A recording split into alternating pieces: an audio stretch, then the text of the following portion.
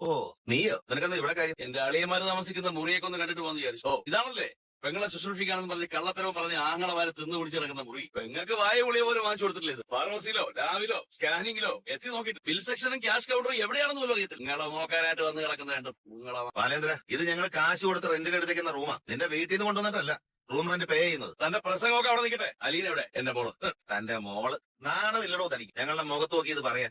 എന്തിനാ കാണിക്കുന്നത്? എന്റെ മോള് തന്നെ. ഞാൻ DNA ടെസ്റ്റ് പോലും നടത്തിയിട്ടാ അവിടെ എന്റെ മോളെ സ്വീകരിച്ചത്. മിണ്ടരുത് നീ. ഞങ്ങളുടെ പെങ്ങളെ യാതൊരു ഉളുപ്പും ഇല്ലാതെ ഇത്രയും കാലം വഞ്ചിച്ചിട്ട് നീ കോപ്പിലെ ന്യായം പറയുന്നോടാ. തെരുവ് തോറും അലഞ്ഞെടുക്കുന്ന പട്ടിക്ക് പലയിടത്തും കുഞ്ഞുങ്ങൾ ജനിക്കും. അവറ്റൊക്കെ അന്തസ്സും അഭിമാനമുള്ള ഒരു ജീവിക്കുന്ന കുടുംബത്തെ വിളിച്ചു കെട്ടി മകളായിട്ടും മാനസപുത്രിയായിട്ടും വാഴിക്കാൻ ശ്രമിച്ചാറുണ്ടല്ലോ. കയ്യും കെട്ടി നോക്കി നിക്കില്ല ഞങ്ങള്. അയ്യോ സോറി രാജീവ് കുമാര, ഞാൻ അവളെ വായിച്ചു കഴിഞ്ഞു. എന്റെ മകളായിട്ട് ഇനി എനിക്ക് അവളെ വിഷയം. ചെറ്റത്രം കാണിച്ചിട്ട് നീ ഞങ്ങളെ കളിയാക്കണം. ക്ഷമയുടെ നെല്ലിപ്പലകയിൽ ഇറങ്ങുന്നുണ്ടാ ഞങ്ങളിപ്പോ നിന്നോട് സംസാരിക്കുന്നത്. കുടുംബത്തിന്റെ മാന രക്ഷിക്കാൻ വേണ്ടി ഞങ്ങൾ എന്ത് ചെയ്യും?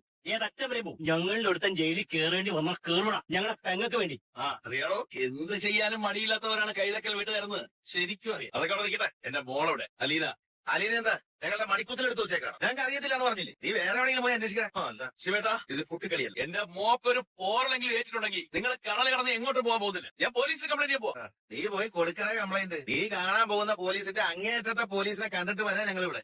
എന്നാ പിന്നെ നിങ്ങളുടെ ഫ്ലൈറ്റ് ടിക്കറ്റ് ഞാൻ ശരിയാക്കി തരാം. സിംഗപ്പൂരിലോട്ടും ദുബായിലോട്ടൊന്നും അല്ല, സെൻട്രൽ ജയിൽ. ഓ നീ ഒന്ന് ഉണ്ടാക്ക്. കാണാം നമുക്ക്. കാണാം, കാണിച്ചു. കഴിഞ്ഞ 22 വർഷം ഞങ്ങളുടെ പെങ്ങളെ ചതിച്ചോണ്ടിരിക്കലാണ് നീ. ഞങ്ങളത് നിസ്സാരമായിട്ട് ക്ഷമിച്ച് കളയുന്നാണോ നീ വിചാരിച്ചു? വേറൊരു പെണ്ണിന്റെ കൂടെ അഴിഞ്ഞാടി ജീവിച്ച് ആ വകയിൽ ഒരു കൊച്ചിനെ ജനിപ്പിച്ചിട്ടുള്ള നീ എന്റെ പെങ്ങളെ കഴുത്തിൽ താലി കെട്ടിയത് മനസ്സാക്ഷി തൊട്ട് തേച്ചിട്ടുണ്ടോ അവൻ? ചതിയെ നീ കാണിച്ച വഞ്ചനയ്ക്ക് നിന്നെ ഞങ്ങൾ വെറുതെ വിടുമെന്നാണോ വിചാരിച്ചത്? നീ അനുഭവിക്കാൻ പോകുന്നുള്ളൂ ബാലേന്ദ്ര. നീ മാത്രമല്ല നിന്റെ പുന്നാര മകളും. ചതിയുടെയോ വഞ്ചനയുടെയോ കഥ പറയുമ്പോ എനിക്കൊരു കഥ തിരിച്ച് അങ്ങോട്ടും പറയാനുണ്ട്. നിന്റെ കഥയൊന്നും ഇവിടെ ആർക്ക് കേൾക്കണ്ട. കേക്കണോടോ?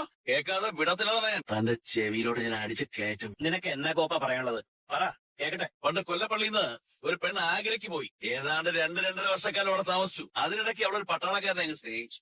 അവന്റെ കൂടെ കുറെ നാളങ്ങ് ജീവിച്ചു. വീട്ടുകാരന്വേഷിച്ച് ചെന്നപ്പോ അവള് പൂർണ്ണ ഗർഭിണി. വീട്ടുകാരെല്ലാം കൂടെ ഒത്തുചേർന്ന് അപ്പൊ തന്നെ അവളെ തൂക്കിയെടുത്ത് തിരുവനന്തപുരത്തോട്ട്, കൃത്യമായിട്ട് പറഞ്ഞാൽ ശാസ്തമംഗലത്ത് ഒരു വീട്. 2 ആഴ്ച കഴിഞ്ഞപ്പോ നെയ്യാറ്റിക്കരയിൽ ഒരു പ്രൈവറ്റ് ഹോസ്പിറ്റലിൽ വെച്ച് അതീവ രഹസ്യമായിട്ട് അവിടെ പ്രസവം നടത്തി. ജനിച്ച കുഞ്ഞിനെ ഏതോ ഓർഫനേജിൽ എറിഞ്ഞു കൊടുത്തിട്ട് വീട്ടുകാരവളെ കൊല്ലപ്പള്ളിയിലേക്ക് തിരിച്ചുകൊണ്ടെത്തിച്ചു. ഏതാണ്ട് 1 വർഷം കഴിഞ്ഞ് തന്തയും തള്ളയും ആങ്ങളമാരും കൂടെ ചേർന്ന് പുന്നാര പെങ്ങളുടെ കല്യാണം കെങ്കേയമായിട്ട് നടത്തി. അവളുടെ പേരറിയണ്ടേ? വൈജയൻ. അവളുടെ തറവാടോ കൈതക്കൽ മാളിക വീട്.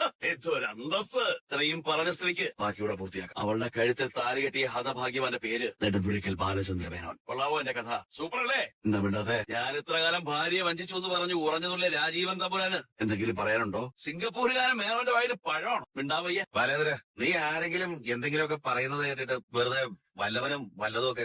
വല്ലവരോ? Retired lieutenant colonel Gangadhara Menon തന്റെ ആരാ? ഒരേ തന്തയ്ക്ക് പറഞ്ഞവരല്ലേ നിങ്ങൾ? അല്ലെങ്കിൽ പറ, അമ്മയ്ക്കേ അറിയൂന്ന്. ബാലേന്ദ്ര, നീലഗിരിയിലെ വീട്ടിലും ഹോട്ടൽ മുറിയിലും വെച്ച് സാക്ഷാൽ ഗംഗാധര മേനോനും മാലതി എട്ടത്തിയും എന്റെ അടുത്ത് തുറന്നു പറഞ്ഞ സത്യങ്ങളാണ് ഞാൻ ഈ പറഞ്ഞതല്ല. എന്താടാ ഇപ്പൊ നിന്റെ ചോര തിളയ്ക്കുന്നില്ലേ? ഭൂമിയിലെ സദാചാരം മുഴുവൻ ഞാൻ ഒരൊറ്റൊരുത്തനായിട്ട് തെറ്റിച്ചേർന്ന് അല്പം മുമ്പ് പ്രസംഗിച്ചേർന്നല്ലേ നീ? പെങ്ങള് പ്രസവിച്ചതും വ്യഭിചരിച്ചതും മറച്ചു വെച്ച് കല്യാണം നടത്തി തരാൻ അന്ന് നീയായിരുന്നല്ലോ മുൻപന്തിരുന്നത്. ഇപ്പൊ ഒന്നും പറയാനില്ലേ നിനക്ക്? പക്ഷെ ഒരു കാര്യം സമ്മതിച്ചെന്നേ പറ്റൂ. തന്റെ പുന്നാര പെങ്ങളുടെ അഭിനയം. അവളുടെ മുന്നിൽ താനൊക്കെ വെറും ശിശു. ലോകത്തിലെ ഏറ്റവും പരിശുദ്ധയും പതിവ്രതയുമായ ഭാര്യ എന്ന വീട്ടിൽ കഴിഞ്ഞ 23 വർഷക്കാലം അവൾ എന്റെ മുന്നിലൂടെ ഞെളിഞ്ഞു. ഒരിക്കൽ സ്നേഹിച്ചവനെയാണ് ഓരോ നിമിഷവും വഞ്ചിച്ചുകൊണ്ടിരിക്കുന്ന കുറ്റബോധമോ മനസ്സലിവോ തരുമ്പോ പോലും ഇല്ലാതെ ധിക്കാരത്തിന്റെയും അഹങ്കാരത്തിന്റെയും ആൾരൂപം പോലെ. സമ്മതിക്കണ്ടേ? സമ്മതിക്കണം. ഞാൻ ഈ കാര്യങ്ങളൊന്നും ഇതുവരെ വൈജിയോട് പറഞ്ഞിട്ടില്ല. മനുവിനറിയാം, എന്റെ കൃഷ്ണമോൾക്കും അറിയാം. അവരും ആരോടും പറഞ്ഞിട്ടില്ല. പക്ഷെ പറയും. എന്റെ മോളെ ഒരു കേടും കൂടാതെ തിരിച്ചു തന്നില്ലെങ്കിൽ ഞാനിതൊക്കെ ചെണ്ട കൊട്ടി വിളംബരം ചെയ്യും. അലീനയെ തട്ടിക്കൊണ്ടുപോയി തറങ്കലിൽ വെച്ചോണ്ട് ബാലചന്ദ്രനോട് വിലപേശാമെന്നും പാഠം പഠിപ്പിക്കാമെന്നും വല്ല വിചാരം ഉണ്ടെങ്കിൽ അതങ്ങ് കൊല്ലപ്പള്ളി കൊണ്ടുപോയി വെച്ചേക്ക്. ഇവിടെ ചിലവാകത്തില്ല. അത്യാവശ്യം കളിക്കേണ്ട കളികളൊക്കെ അറിയാന്നുള്ളവനാ പറഞ്ഞു. നിങ്ങൾ പോലീസിന്റെ കൊമ്പത്ത് വിളിച്ചാലേ ഞാൻ ക്യാബിനറ്റിന്റെ കൊമ്പത്ത് വിളിക്കും. നമുക്ക് നോക്കാം. ഞാനിപ്പോ എന്തായാലും പോലീസ് സ്റ്റേഷനിലോട്ട് പോവാ, പരാതി കൊടുക്കാം. എന്ത് വേണോ നിങ്ങൾ ആലോചിക്കുക. അലീനയ്ക്ക് എന്തെങ്കിലും സംഭവിച്ച മോളെ ഞാനതുകൊണ്ട് സർക്കിൾ ഇൻസ്പെക്ടർ കൊടുത്തിട്ട് വരാം. മോൾ ഇവിടെ ഇരുന്നോ, സ്റ്റേഷനിലേക്ക് കയറി വരണ്ട. അച്ഛൻ പോയിട്ടോ? പേടിയില്ലല്ലോ. Cabin sir. Yes come in. Hello mister Balendran, ഇരിക്കും. എന്താണ് ഈ വഴിയൊക്കെ? വൈഫിന്റെ ആക്സിഡന്റ് എന്ന് കണ്ടതാണല്ലോ. സാറാണ് രക്ഷാപ്രവർത്തനത്തിന്റെ മുന്നിൽ നിന്ന് ഞാൻ അറിഞ്ഞത്. ഇപ്പൊ 3 ദിവസമല്ലേ ആയുള്ളൂ. എങ്ങനെയുണ്ട് വൈഫിന്?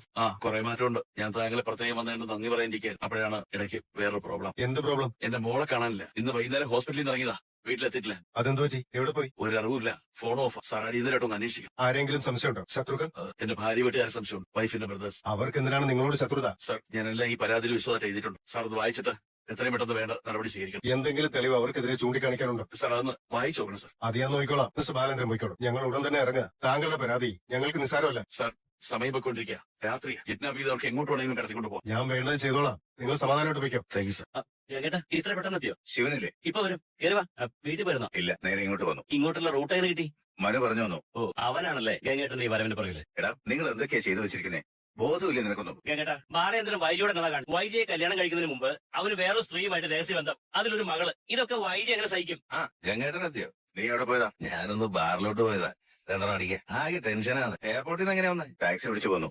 മാലതി എടുത്തി? അവള് മോളുടെ അടുത്തേക്ക് പോയി, പൂനെക്ക്. അത് ശരി. അപ്പൊ ഒറ്റയ്ക്കാ വന്നേ? എടാ ശിവ, നിനക്കെങ്കിലും വേണ്ട ഒരു സാമാന്യ ബോധം. രാജീവ് പണ്ടേ ചൂടനാ, അവനെ വിട്. ബാലേന്ദ്രൻ വൈജയെ പറ്റിച്ചു തന്നെ ഇരിക്കട്ടെ. അതിൽ ഇത്ര രോഷമുള്ള അവളാരാ? അവള് ബാലേന്ദ്രനെ പറ്റിച്ചില്ലേ? ഒരുത്തിന്റെ കൂടെ കുറെ നാൾ ജീവിച്ചില്ലേ? അവന്റെ കൊച്ചിനെ പ്രസവിച്ചില്ലേ? നിങ്ങൾക്കറിയാത്ത കഥയൊന്നും അല്ലല്ലോ അത്. എല്ലാം അറിഞ്ഞുകൊണ്ട് ബാലേന്ദ്രനെ ചോദ്യം ചെയ്യുന്ന നിന്റെയൊക്കെ മൊറാലിറ്റി എന്തുവാടാ? നമ്മുടെ പെങ്ങൾക്ക് കല്യാണത്തിന് മുമ്പ് ഒരുത്തിന്റെ കൂടെ കഴിയാം, അവന്റെ കുഞ്ഞിനെ ഗർഭം ധരിക്കാം, പ്രസവിക്കാം, ഒരു കുഴപ്പമില്ല. ബാലേന്ദ്രൻ അങ്ങനെ ചെയ്തിട്ടുണ്ടെങ്കിൽ അവനെ തട്ടണം. എന്ത് ധാർമ്മികതയാടാ അത്?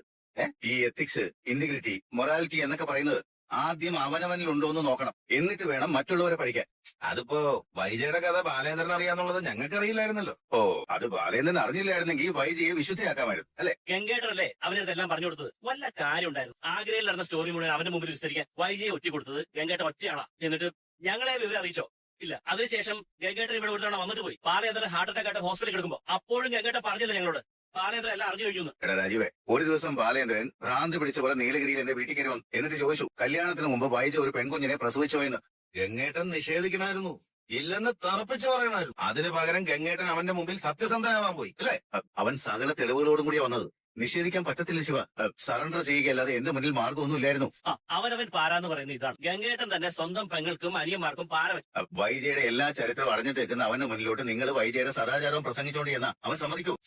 അവൻ ഇതെല്ലാം മനസ്സിൽ വെച്ചോണ്ടാണ് നമുക്ക് പണിതോണ്ടിരുന്നത്. ഒരു കുലുക്കമില്ല അവൻ എന്തു പറഞ്ഞിട്ട്. ഞങ്ങളോടൊരു വാക്ക് പറയാനില്ല ഗംഗേട്ട. അവൻ വൈജയുടെ അടുത്ത് പൊട്ടിത്തെറിച്ച് കുടുംബം തകർക്കുന്ന ഞാൻ ആദ്യം വിചാരിച്ചു. പക്ഷേ ഞാൻ കഴിഞ്ഞവണ വന്നപ്പോ എനിക്ക് മനസ്സിലായി, അവൻ ആരോടൊന്നും വെളിപ്പെടുത്തിയിട്ടില്ല. വൈജയോട് ഇഷ്ടക്കേട് കാണിക്കുന്നതേ ഉള്ളൂ. അത് സ്വാഭാവികം. കുറെ കഴിയുമ്പോ അവൻ അവളോട് പൊറുക്കാൻ കഴിയുന്നെങ്കിൽ പതിയെ പതിയെ അത് കൂടുതൽ ആരും അറിയാതെ തേഞ്ഞു മാഞ്ഞു പൊയ്ക്കോട്ടെ എന്ന് കരുതിയ നിങ്ങളോട് പോലും ആ കാര്യം പറയാതിരുന്നു. സത്യം പറഞ്ഞാൽ നിങ്ങൾ രണ്ടുപേരും വൈജയും കൂടിയ ഈ പ്രശ്നം ഇത്രയും വഷളാക്കിയത്. ബാലേന്ദ്രൻ ആകെ ചെയ്ത കാര്യം ബെഡ്റൂം മാറി എന്നത് മാത്രമാണ്. അയാളെ ചതിച്ചവളുടെ കൂടെ അയാൾ ചെന്ന് കെട്ടിപ്പിടിച്ച് കിടന്നേ പറ്റൂന്ന് ആർക്കായിരുന്നു ഇത്ര നിർബന്ധം? അത് ഞങ്ങൾ അറിയാതെയാണോടാ? വൈജയുടെ പാസ്റ്റ് മുഴുവൻ അറിയായിരുന്നില്ലേ? അതിനിപ്പം ബാലേന്ദ്രൻ പകരത്തിനവരം ചെയ്തില്ലേ? അവനുണ്ടായിരുന്നല്ലോ അങ്ങനെ ഒരു ബന്ധം, അതിലൊരു മകളും. തട്ടിലേക്ക് ഇടിച്ച് നോക്കുമ്പോ വൈജയ്ക്കും ബാലേന്ദ്രനും പരസ്പരം ക്ഷമിക്കാവുന്നതേ ഉള്ളൂ. അങ്ങനെ ക്ഷമിച്ചാലും തീരത്തില്ല. നിങ്ങൾക്കറിയാഞ്ഞിട്ടാ. അന്ന് 23 വർഷം മുമ്പ് വൈജ പ്രസവിച്ച കുട്ടി മരിച്ചിട്ടില്ല. മരിച്ചെന്ന് അച്ഛനും രാവണി അമ്മാമ്മയും കൂടി നമ്മളെ വിശ്വസിപ്പിച്ചതാ.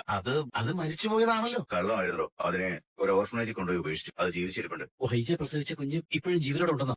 ജീവനോടെ ഉണ്ടെന്ന് മാത്രമല്ല, നിങ്ങളുടെ മുമ്പിൽ തന്നെ ഉണ്ടായിരുന്നു. ബാലേന്ദ്രന്റെ മകളല്ല, വൈജയുടെ മോളാ അലീന. ബാലേന്ദ്രൻ പറഞ്ഞ കഥയൊക്കെ കള്ളക്കഥയാണ്. അവന് വേറൊരു സ്ത്രീയുമായിട്ട് ബന്ധമുണ്ടെന്നും അതിൽ ജനിച്ച കുട്ടിയാണെന്നും ഒക്കെ എല്ലാം അറിഞ്ഞിരുന്നോണ്ടാ അവൻ ഓരോന്ന് പറഞ്ഞതും പ്രവർത്തിച്ചതും. നിങ്ങൾ പൊട്ടന്മാര്, മണ്ട ശിരോമണികള് അവന്റെ ചരടുവലിക്കനുസരിച്ച് തുള്ളിക്കൊണ്ടിരുന്നു. അലീന വൈജയുടെ മകളാ?